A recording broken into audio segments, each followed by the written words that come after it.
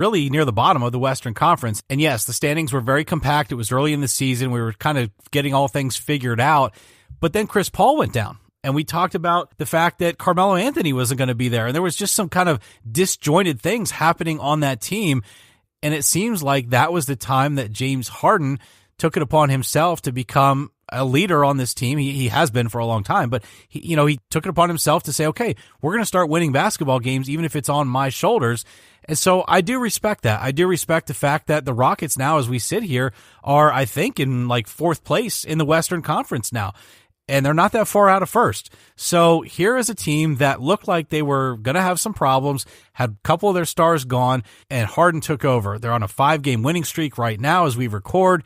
Harden's stats that you just read are fantastic. And so if you're talking about MVP candidates, those are the types of leadership qualities and performance qualities that you would be talking about in an MVP. Yeah, I think you've got to consider him now. It felt like for a while it was kind of sort of Giannis and Anthony Davis. Those kind of guys had separated themselves out. But, I mean, the way Harden has been scoring and the fact that this team is winning again, you've got to consider him. He's got to be right there at this point. And Eric, in his last game versus Memphis, he went to the free throw line 27 times. And he hit 21 free throws in that game. He only shot 8 of 19 from the floor, but he went 21 of 27 from the free throw line and ended up with 43 points. So he's just scoring. I mean, when you look at the game logs and how many times he's getting to the free throw line, it's unreal. I mean, he's got 7 out of his last 10 games. He's been to the free throw line at least 13 times. That's just crazy from the fact of a guard and a guy that plays on the perimeter that he does and shoots as many threes as he does, that he finds himself going to the free throw line that many times. But the problem, trying to extrapolate that forward, why he doesn't seem to have a lot of playoff success is what seems to be a lot of people talk about the fact that in the playoffs, he doesn't get a lot of those calls. So he's very much more dependent on his shots from the field versus getting to the free throw line a lot, which tends to be why he seems to struggle a little bit. But Harden, he's definitely jumped back into that MVP talk for me, Eric. Boy, I bet if LeBron James had gone to the rack that much throughout his career, he'd be the greatest of all time, because he would have been to the line, who knows how many times. In any case. With all those offensive fouls he commits? I was just trying to get you riled up. Well, I'm going to get you riled up one more time, because I didn't want to interrupt you during your wild card preview setup there, but it got me thinking, are you willing to go out on a limb and give your Super Bowl prediction? No way. I'm not ready for that yet. I got to see how these teams at least play coming through this game. But I do think it's going to be the Saints for the NFC. I feel pretty confident in that. I do think the AFC is a lot more wide open, just because I think the Chiefs have come back to the field, and I think the Patriots are playing better, and they have a ton of experience. Again, Andy Reid has just come up short in the playoffs so many times. It's hard to have a lot of faith in Kansas City, even when they have home field advantage. Yeah, for me, I'll actually go ahead and make the hot take, which is usually a bad thing for me because I'm probably going to be wrong. But I'll go out on that limb, and I'll say that Bill Belichick and the Patriots are going to surprise one last time. They're going to go to the Super Bowl for the AFC. I think the Chiefs would be my second choice, but they're not ready, and their defense is just terrible. So as much as I love watching Patrick Mahomes play, I think the Chiefs just simply can't hold up defensively against a lot of those teams in the AFC.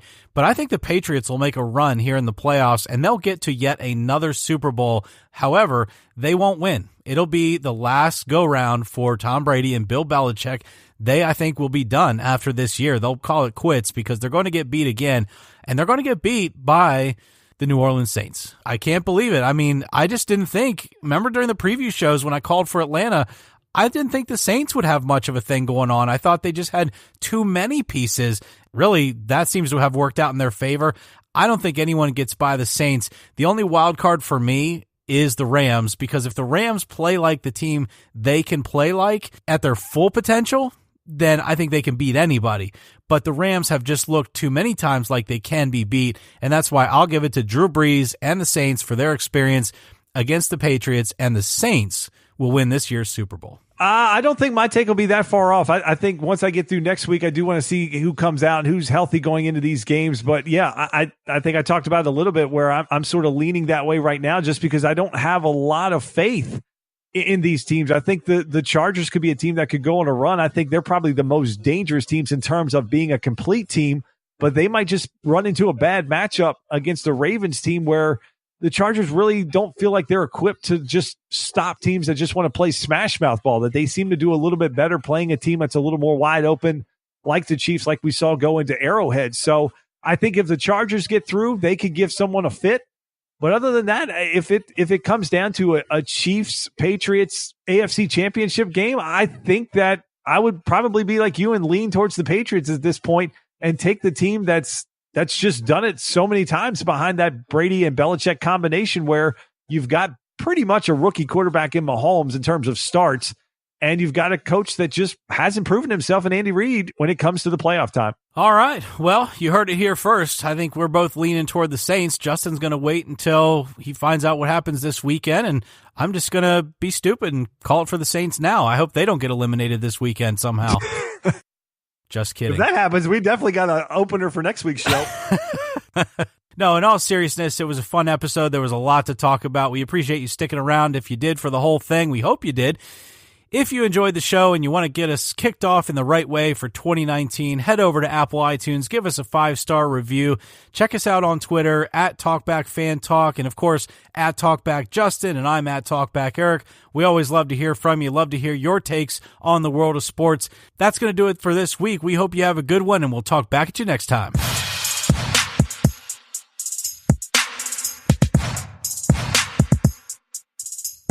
Thank you for listening to this episode of Talk Back.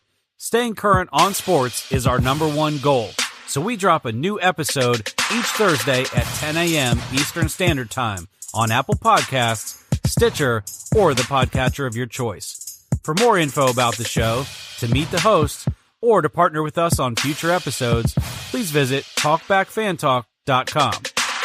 We really enjoy hearing your take on the world of sports, even when you disagree. After all, this show is dedicated to you, the fans. So get direct access to us on Twitter using @TalkbackJustin and @TalkbackEric. Check out our corporate feed on Twitter and Instagram using the handle @TalkbackFanTalk. We hope you have a great week. We'll talk back at you next time.